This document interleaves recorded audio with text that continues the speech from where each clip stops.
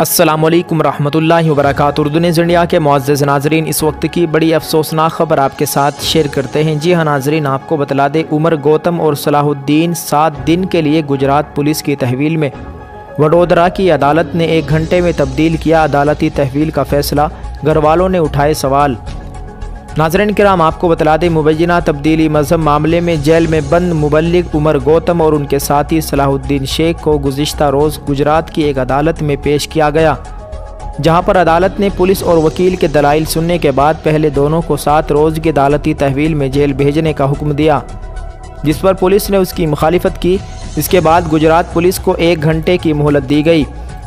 ناظرین، اس دوران پولیس نے دوبارہ دونوں کو ریمانڈ پر لینے کے لیے عدالت میں درخواست دی۔ اس پر پولیس اور عمر گوتم کے وکیلوں میں کافی دیر تک بحث ہوئی۔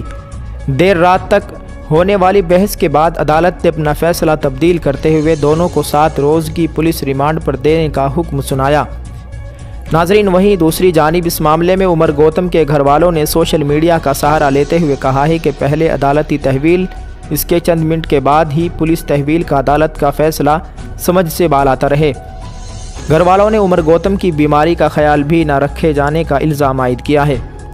ناظرین، اتر پردیش ATS کی ٹیم نے گزشتہ جولائی میں عمر گوتم کے ساتھی زین الدین صلاح الدین شیخ کو گجرات سے گرفتار کیا تھا۔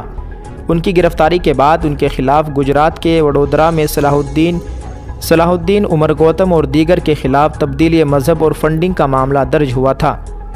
ناظرین، اس معاملے میں 2 روز قبل گجرات پولیس لکھنؤ جیل میں بند عمر گوتم اور صلاح الدین کو ریمانڈ پر اپنے ساتھ لے گئی، جہاں پر پولیس نے دونوں کو عدالت میں پیش کر کے ریمانڈ پر لینے کی درخواست دی تھی۔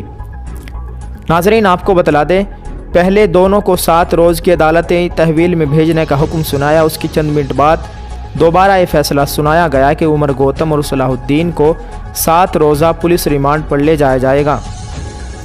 ناظرین، ان کے گھر والوں کا الزام ہے کہ عمر گوتم بیمار ہے، اس کے باوجود گجرات پولیس نے ان کو اپنے ساتھ لے جانے میں کوئی احتیاط نہیں برتی۔ ناظرین، یہ جانکاری جمیعت علماء ہند کے آفیشیل فیس بک اکاؤنٹ سے جاری کی گئی ہے۔ آپ سے گزارش ہے کہ آپ اس خبر کے متعلق کیا اپنی رائے رکھتے ہیں، کمنٹ کر کے ضرور بتلائیں۔ دعا فرمائے اللہ تعالیٰ عمر گوتم اور مولانا کلیم صدیقی صاحب اور ان کے دیگر ساتھیوں کی اللہ حفاظت فرمائے، آمین۔ السلام علیکم ورحمۃ اللہ وبرکاتہ۔